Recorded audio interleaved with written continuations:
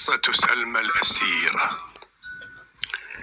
سيداتي سادتي، أحييكم وأقدم لكم قصة سلمى الأسيرة في حلقات، وهي قصة تاريخية ملحمية شعرية وقعت أحداثها بين اجتياحين عسكريين للأهواز، وستسمعون إشارات عن هذين الاجتياحين خلال سرد القصة. أما القصة فستأتيكم شعرا مستخلصا من بطن أحداث وحروب ومشاهد مروعة، ولكن ورغم كل تلك الأهوال ستسمعون فيها صوتا لاعجا للحب نقلته المخيلة يناديكم من رحم الأحداث. أصل القصة مع مقدماتها تجدونه في نهاية كتاب سلمى وسبع قصص فيما يقارب 300 بيت، نشر الدار العربية للموسوعات بيروت عام 2008. القصة ملخصة في بحر الرمل في قالب المزدوج، وما يسمى هنا بالمثنوي.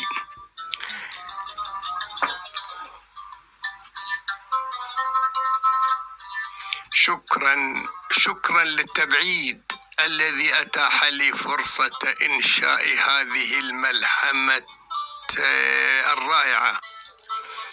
على جناح الخيال ها أنا وحدي غريب مبعد بين الجبال، ها أنا وحدي غريب مبعد بين الجبال، وفؤادي طائر مني على جناح الخيال، وفؤادي طائر مني على جنح الخيال، يمسح التاريخ بحثا عن تصاريف الزمان ليرى ما فيه من عز وذل وهوان،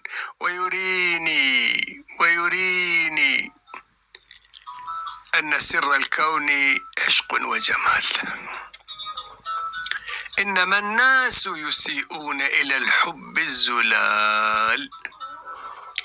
هكذا كنت وحيدا بين آلامي وفكري ودموعي من فراق الدار والأحباب تجري، وإذا في الباب ظل من خيال لأبي، وإذا في الباب ظل من خيال لأبي، رحمة الله عليك يا أبي، وإذا البسمة ضاءت في ظلال المغرب، ها هو الوالد قد جاء إلى إيذج شوقا.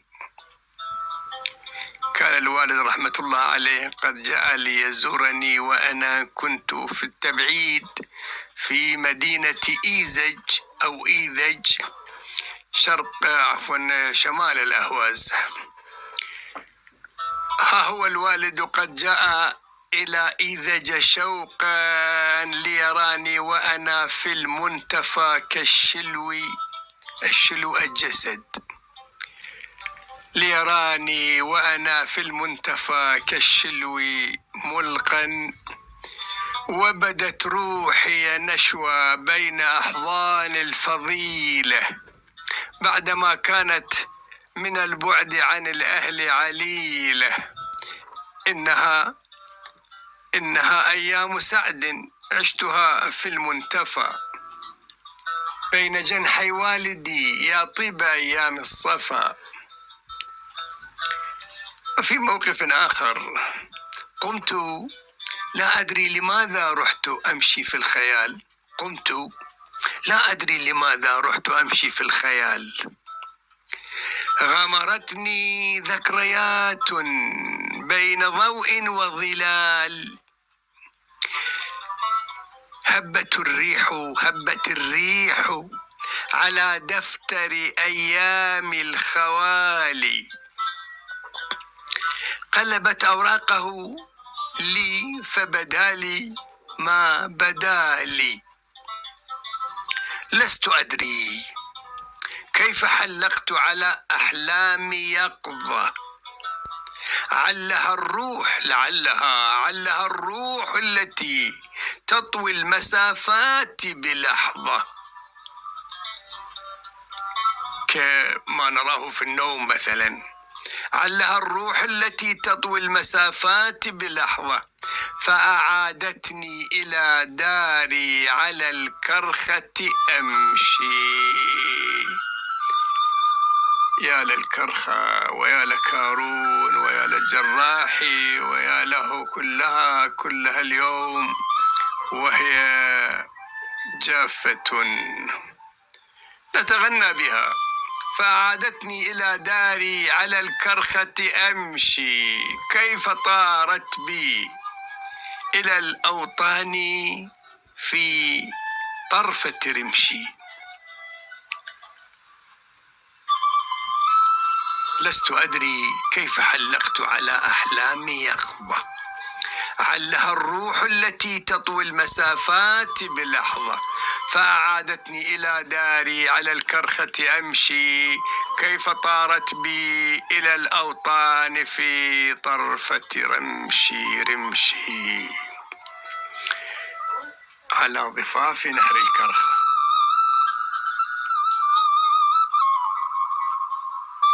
كانت الكرخة تجري بهدوء وحذر. أيام خير، أيام زمان، كانت الكرخة تجري بهدوء وحذر، وضفاف النهر نامت بين أوراق الشجر.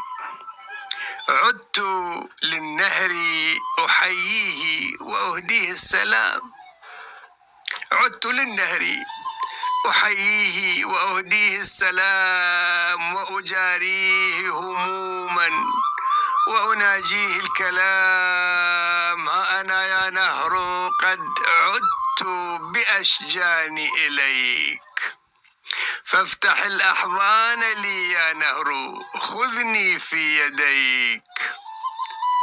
أنا ذاك الطفل، ذاك الصل، ذاك المستهام. أنا ذاك الطفل، ذاك الصل، ذاك المستهام. أنا ذاك السائح السابح في جنح الظلام. أنا ذاك الهائم العائم في جفن الهوى. أنا ذاك الصب والقلب الذي ذاق الجوى. أنا ذاك الطائر الحائر ما بين الغصون. أنا ذاك الطائر الحائر ما بين الغصون، تتراماني سجون وترامين الجفون. ها أنا جئتك يا نهر ولكني حطام، ها أنا جئتك يا نهر ولكني حطام. شفني الوجد وطول البعد أظناني الغرام. هذه يا نهر آهاتي ولوعات حياتي. هات ما عندك يا نهر من الأسرار، هات.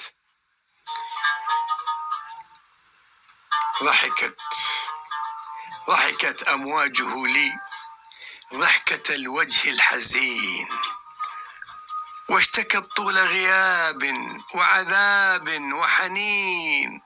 موجة تحكي وتبكي من فراق وهوان، موجة تشكو من الظلم وتصريف الزمان، موجة حبلى بأحداث وأهوال جسام، موجة تروي حروبا وبطولات عظام.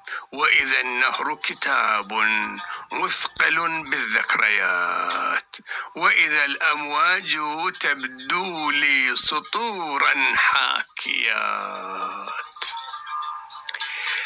حانيا أنا كنت أنظر في النهر، حانيا كنت على النهر وأمواج الخيال تتوالى، وتناجيني بآهات طوال، وإذا الأمواج جاءت فوق أمواج ثقال، وإذا ثوب عروس لاح لي بين الظلال. وإذا الأمواج جاءت فوق أمواج ثقال، وإذا ثوب عروس لاح لي بين الظلال. هذا هو فعل الخيال. يتراءى لي أنني رأيت في النهر ثوب عروس، الخيال. وإذا ثوب عروس لاح لي بين الظلال، وإذا قصة حب هائم لاحت ببالي. تذكرت قصة. وإذا طيف سليمى وسليمان بدالي. سليمى هي سلمى، نحن نصغرها، وسليمان هو سلمان، أحيانا نصغر هذين الاسمين. وإذا طيف سليمى وسليمان بدالي، فتذكرت سليمى، قصة سلمى، فتذكرت سليمى. يا لها مأساة حب، قصة عاشت وضاعت بين أحلام ورعب.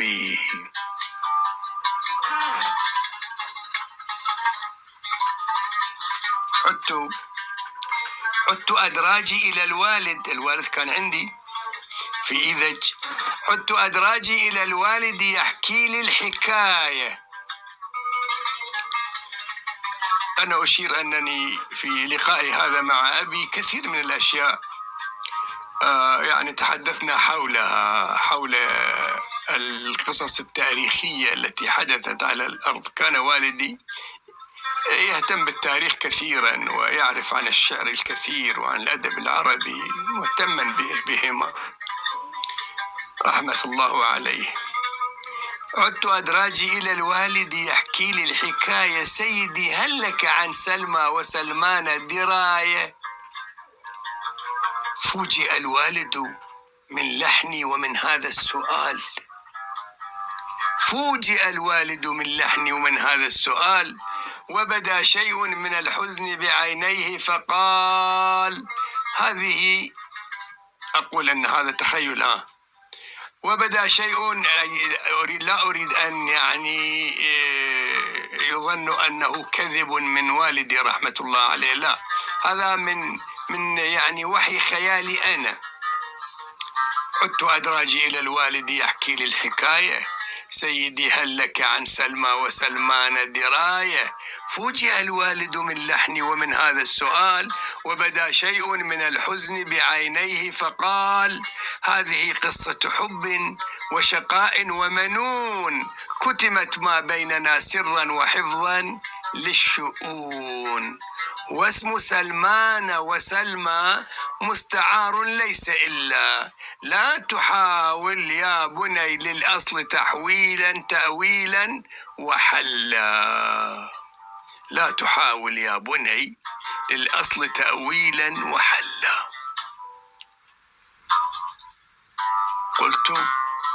قلت ما الأمر؟